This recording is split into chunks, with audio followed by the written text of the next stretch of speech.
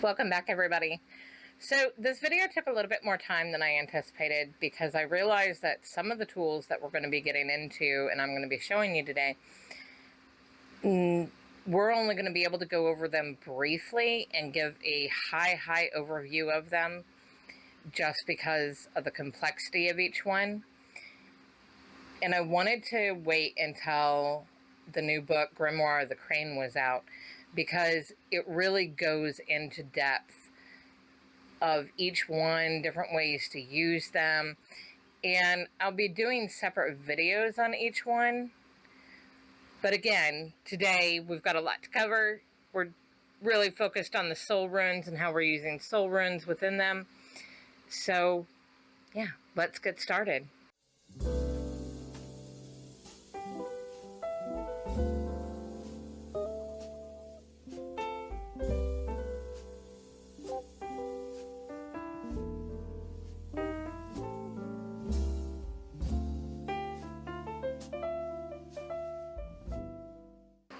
So first of all, this is kind of like my cheat sheet board. So I have some cheat sheets in there, but it primarily holds my rune board.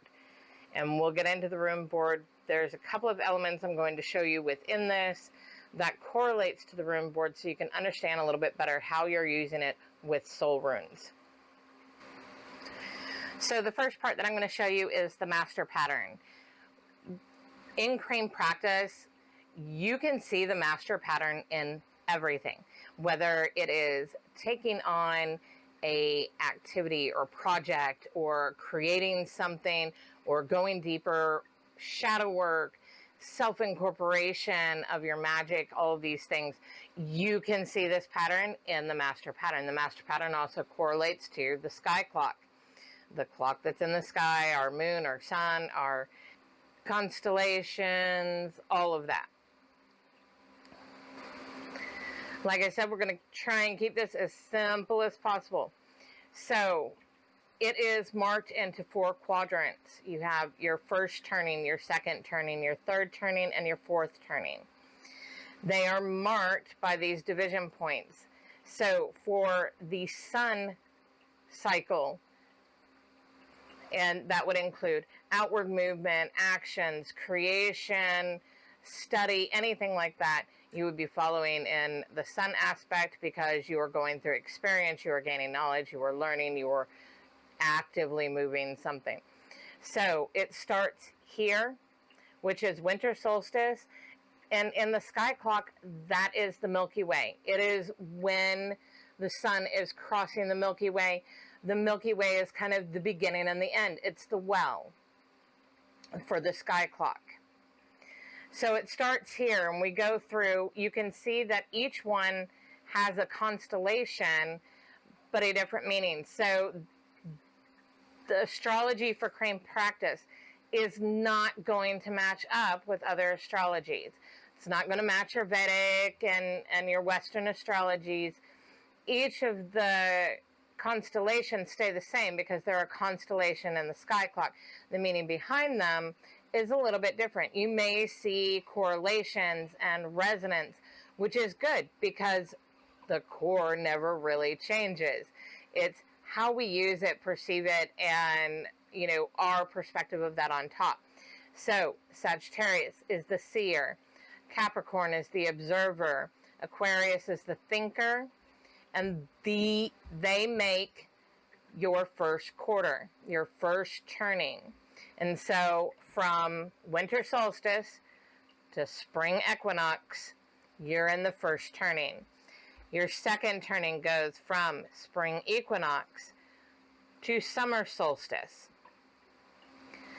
You've got Pisces, which is the illusionist, Aries, which is the ruler, Taurus, which is the guardian. Then in your third turning, from summer solstice to the fall equinox, you have Gemini, which is the enchanter, Cancer, which is the stabilizer, Leo, which is the healer. From fall equinox back to winter solstice, you have the fourth turning, Virgo, which is the knower, Libra, which is the balancer, Scorpius, which is the weaver. So any action of creation, and you can see it in the spiral here, it starts in first turning, because first we get the vision of it, an idea, that creative spark, and we can see possibilities. So we start observing, we start gaining knowledge, we start bringing things in to, where can this go? What are the possibilities? What can I play with? How can I create this?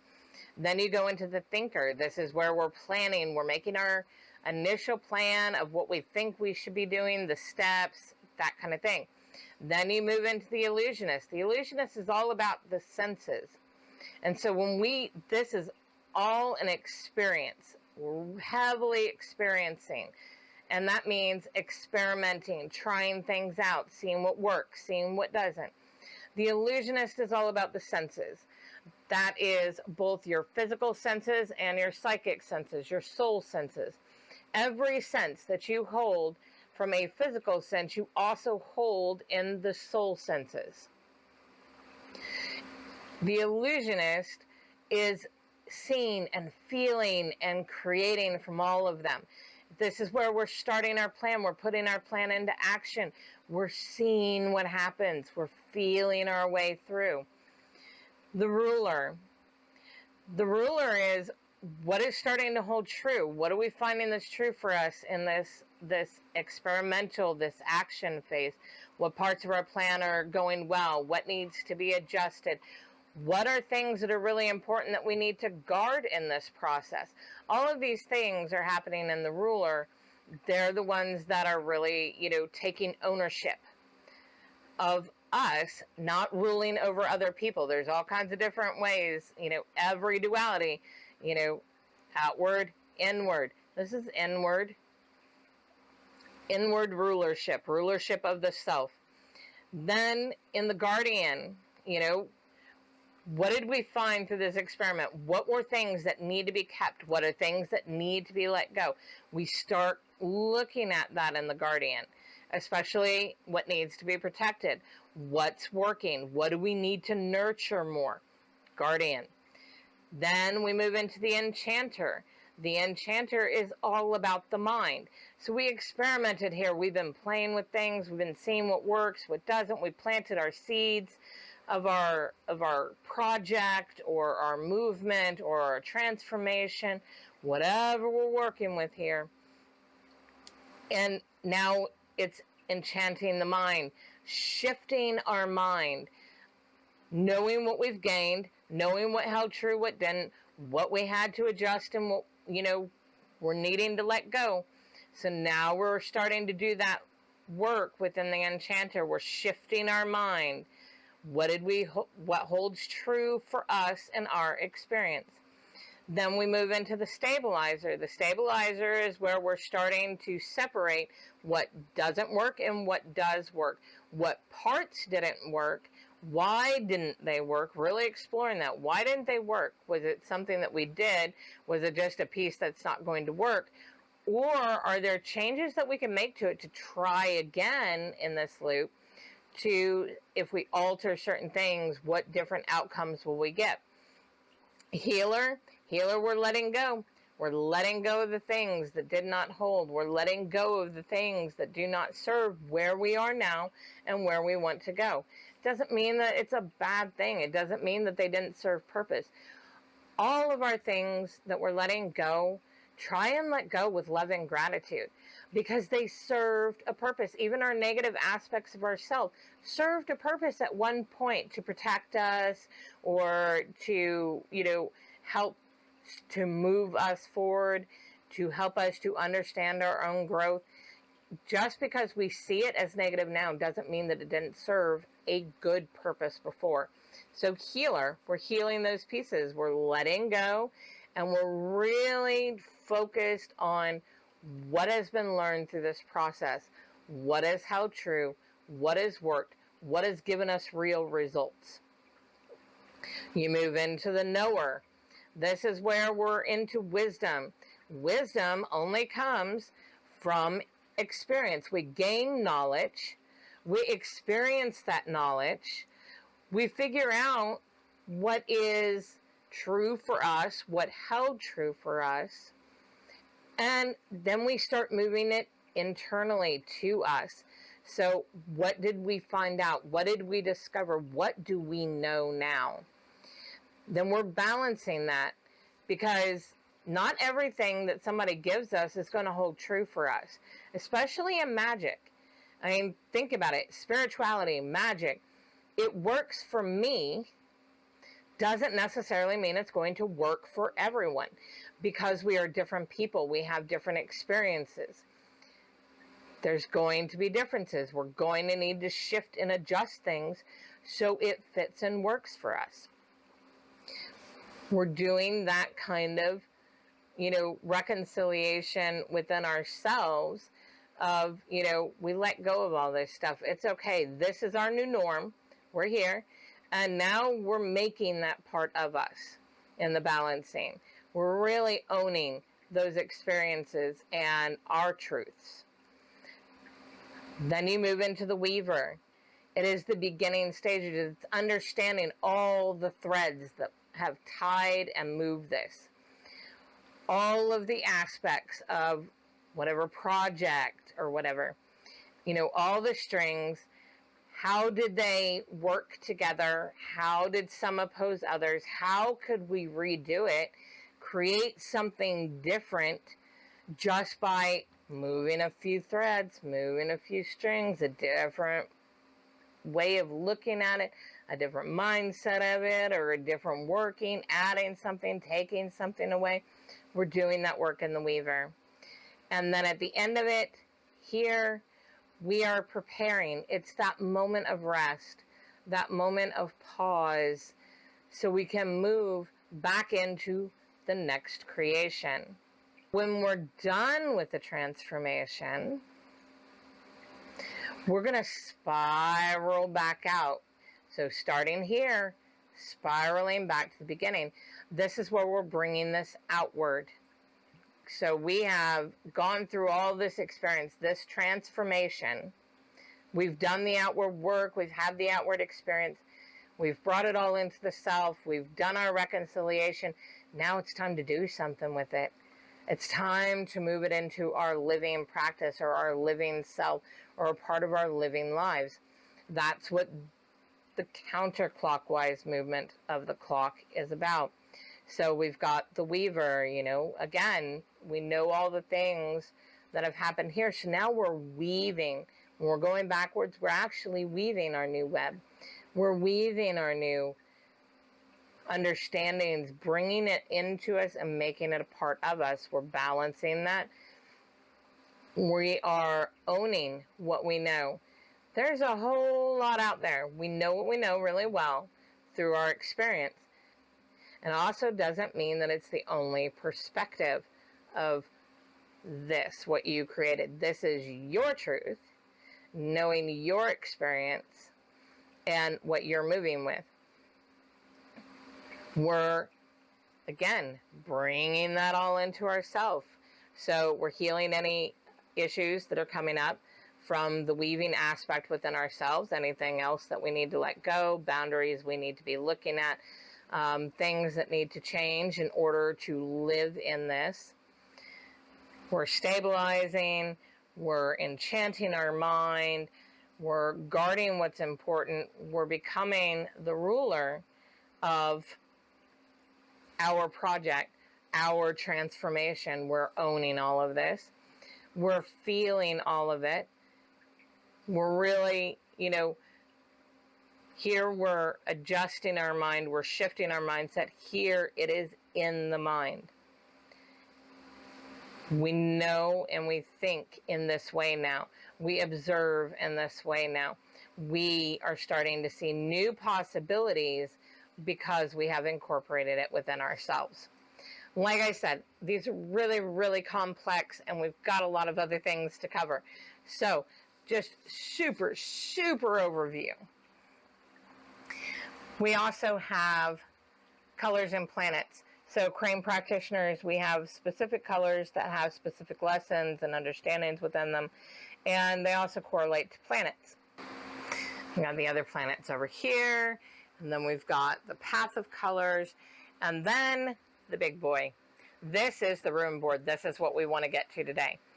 And like we had over here with the master pattern, the Rune board follows that same kind of setup. So we've got the first turning, the second turning, the third turning, the fourth turning. We've got the runes and the constellations that mark within each one. Each one are marked with a color, which again, more in depth, it goes more into the color pattern and understanding lessons of the crane color path. So right now I'm just going to show you the crane board, how to use it with crane runes within crane astrology. So first, before anything else, I am just working off of today's energies and what do I need to see? What story needs to be told? What do I need to be thinking about and incorporating? These are kinds of the questions that I'm asking as an in general.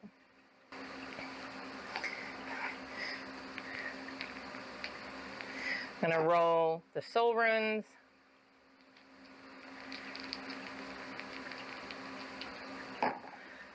And I'm going to roll the body runes. Then I'm going to take them and I'm going to place them into their corresponding spots.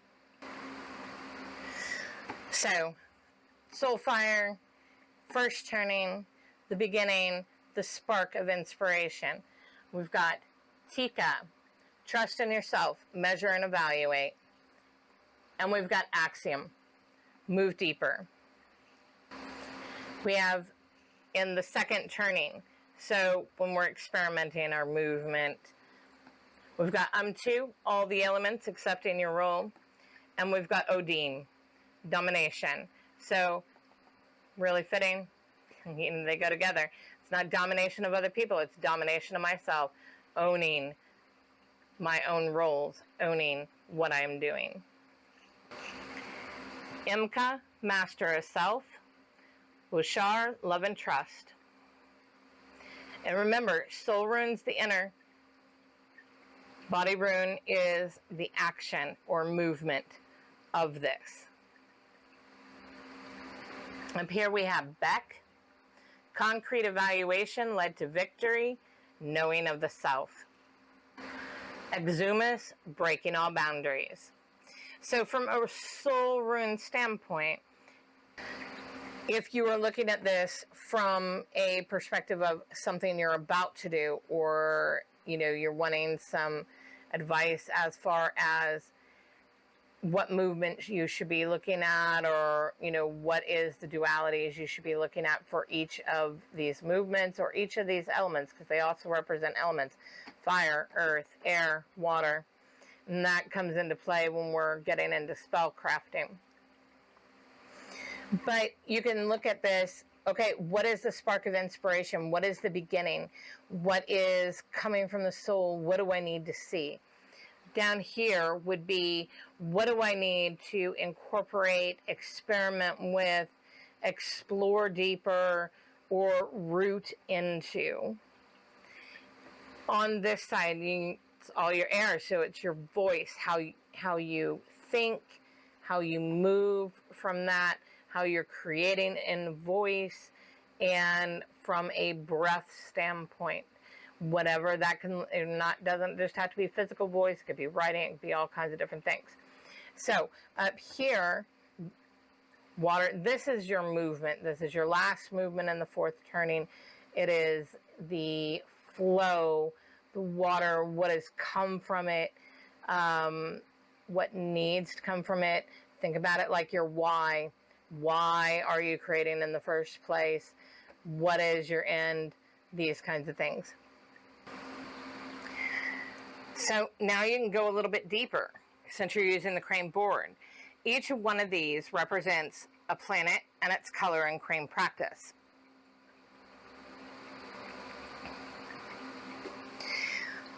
The current configuration you see on the board is what it looks like in the sky in real time right now. So we have Pluto in the observer. Pluto is the longest. And we use all the planets, but Pluto is the longest. It's how we transform. It's how we're going through that transformation. Saturn's talking about foundations, structures, what we hold and protect, these kinds of aspects. And it's in the thinker, holding that in the mind, holding those aspects close, but also understanding that new information can change it. Not other people, but what we experience coming later. It's keeping that at the forefront of the mind. Neptune, one of our other long term. So all the outer planets are really your long ages. Your inner planets are your quicker planets. They go through for like months, weeks, years. Your outer planets, these are long years, like 7 years, 14 years. So Neptune is our intuition, how we handle change, shape-shifting, our curiosity for wonderment and joy. And it's in the illusionist. It's in the senses. So owning my roles, being dominant of who I have become, and really feeling that, really moving into that and letting that be my center of senses right now. So we got 3 in the Guardian. You've got Uranus, you've got Mars, and you've got Jupiter.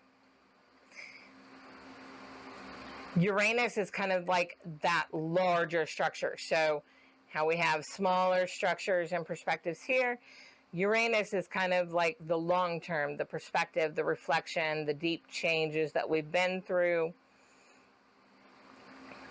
Mars is our actions, our primal energy, justice, guardianship. Jupiter in our green, it's the veil, it's the transition between the physical and the spiritual, the higher understanding and spiritual connection, the center between the worlds, the alignment, the harmony between dualities. All of these things are in guardianship. So with this, I need to be really concentrated on how am I moving this? How am I moving it with my primal energy? What kind of perspectives, reflections, and deep changes are involved in this and have been involved with this? And Jupiter's kind of my veil planet. It's the in-between. It's both worlds at once. It's that spiritual, physical connection. And, these are things that really need to be guarded. These are things that I need to be protecting with different boundaries and different aspects. So looking at that. Over here in the healer, we've got Mercury and we've got Venus. So it's about voice. It's about our collaborations, our partnerships, our family, our luck, how we're thinking, how we're communicating with others. So again, we're talking about mastery of self and loving and trusting that. It's all about how we think, how we feel, and how we communicate. So this is one way that you can use soul runes combined with astrology. And even if you don't go with crane astrology and you really are into your personal astrology or whatever you're used to, that's fine. You can create a different kind of a board that was reflective of that. And I personally love creating these. They're not quite servitors. They're more representational magic, where they're representing but also housing the energy of each of those planets and the aspects of those planets in crane practice for me. So when I go to do this, if I was going to do a magical spell aspect, and I wasn't going so much off of astrological timing, but I wanted to bring different astrological planets into very specific areas, then you could do that as well. You're kind of harnessing that energy, and say, maybe I didn't, Saturn in Thinker doesn't quite work with the spell that I want to do, but I need it more in the Seeing spell. I need to bring that kind of energy into Seer. So if you're creating ritualistic or a ritualistic like spell and incorporating, you could do that too and use the board in that way. A little bit more difficult because they wouldn't actually be in those constellations. And so, kind of think about what is in that constellation. How is that going to, is there going to be any conflicts, or is this only going to be an enhancement aspect? It gets a little complicated, but you can do it if you want to. You just need to experiment with it. Using soul runes with spoken magic. So you need a spell, and you can do this solely as spoken magic, or you can also do spoken magic with representational magic combined. First of all, we need a spell. So let's say I want one for courage. I want a little bit more courage, a little bit more confidence in something I'm about to try. So I'm going to roll my soul runes. I'm going to roll my body runes. And then for me, because I've worked with them for so long, I'm going to order them how they feel to me. Next, I'm going to go through the process of, does it work? Do these align for what I'm trying to go for? So what I did here is I wrote it all out, and they kind of come in, for me, it kind of made separations. So Je and Yaga is voice and intellect, leadership. It's really that movement of soul and body. So all of this is the movement of soul and body. My work, it's the combination of the two. In between, miracle and movement. So miracles happen when movement happens. So this is kind of the beginning part of it. This is what I want to strengthen and give more courage to, so I can do the movement to inspire through hope and magic, by showing how to use this, by showing different aspects of crane practice, by showing personal practice, things that have worked for me, not telling people to follow, but to inspire them to try on their own, experiment, move things around, do something completely unexpected. We get inspirations all the time from people, from books, all of this, but we shouldn't just be taking all of that at face value. Experiment with it, see what produces real results. And that's what I want. I want to inspire people to do those things. That's what I need confidence to put myself out there, keep going through this, keep moving. And then a reminder at the end, slow nurtured growth takes effort and time. That is Wada Uri's Okara. So the spoken magic would go, Je, Yaga, Akwar, Akara Hasi, Wada Uri's Okara. Je, Yaga, Akwara, Akara Hasi, Wada Uri's Okara. And I would use that as a chant, whether I'm adding representational magic and putting different representations of courage and these energies, these movements. Remember, this is core energy that's in soul and body runes. It's not all the aspects around them. So for me, voice, leadership, the intellect, that comes from the experience that I've been through. So I don't really see it as something that I need Courage for, because I know my experiences.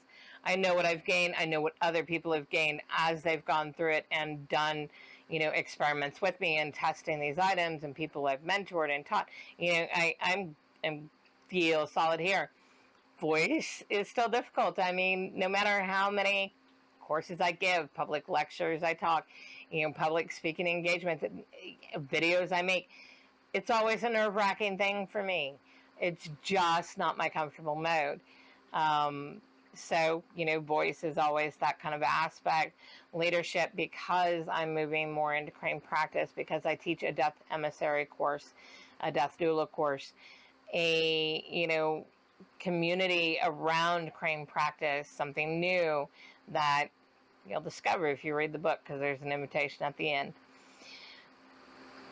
So all of these things, and it's my whole self, my whole authentic self, and that's what I'm putting on display. And so that requires courage for me. The miracles in the movement, it requires me to work. It requires me to do.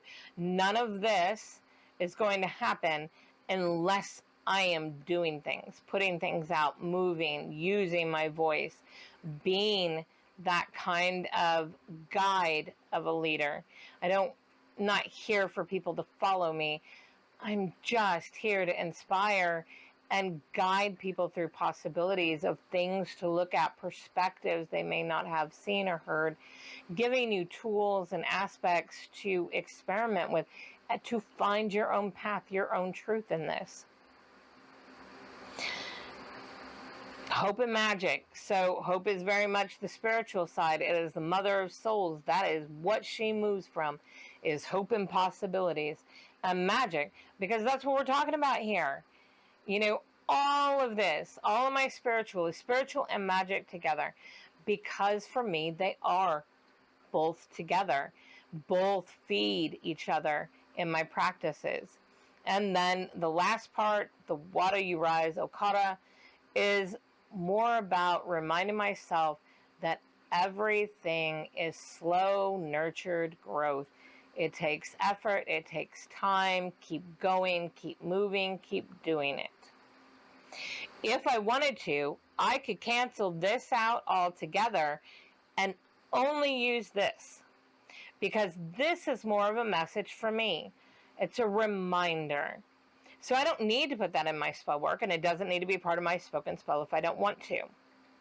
So a couple of ways to use spoken spells. Like I said, representational, ritualistic. You could use it within that and use it as your primary chant. Or you could just chant it or sing it, or, play with it to find your own vibration. Vibration is what is carrying it outwards into the world. So, play with, how does it sound? What is the flow like for you? Where does that land for you? These are all aspects of spoken magic. You could do spoken magic with a mala. Say you really want to put a lot of power behind it. This is something that, you really want to sink in. Then I would do a mala for 3 days. You could have, this is mine, but you could have just a string of 99 to 108 knots. That was my very first mala. Just a simple string, because I wasn't going to invest in anything until I knew that it was going to be a tool that worked for me. And that was actually gave me real results. So you could just start with a string and knots, or you can buy a pretty little mala, or you can string your own. I'm always a big proponent of making your own if you can. I did not make these. I bought these because I just absolutely love the little skulls, and considering I'm a death worker, it works for me. But you could take 3 days, and each day go through all your beads, 99 to 108 beads, saying this chant or singing this chant, however it flows for you. And with that, you are weaving the threads of magic. You are moving these aspects within yourself and within the web in order to create magic. You're creating outcome with this. You are feeding energy into your spoken magic. You could do it as a one-off. That's fine. You could do it one time, be done, and say I'm over it. I am a proponent in feeding magic. So over time, and the time varies. Right now I'm on one that's a 13-day spell that I'm working. And that one means that, you know, I'm going to be doing this for 13 days consistently to create the effect and feed all the energy I want to feed into it.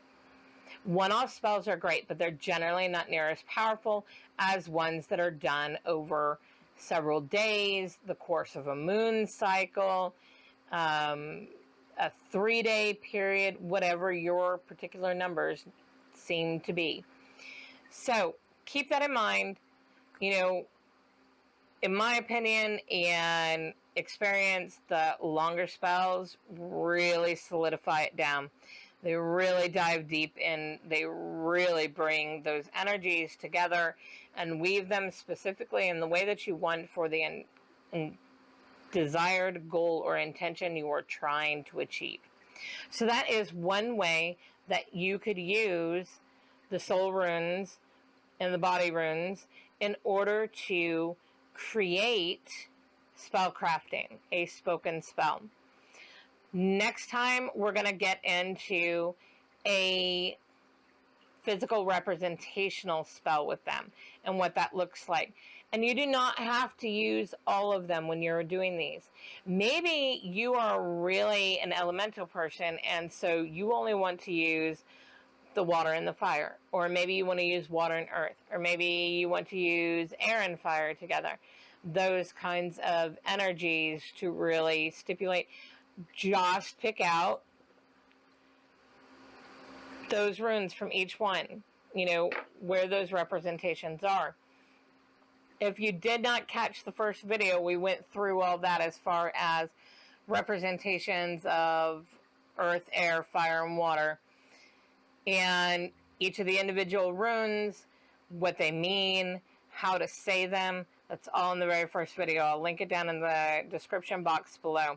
Also, I'll link in the description box below a link to the Grimoire of the Crane if you want to dive deeper into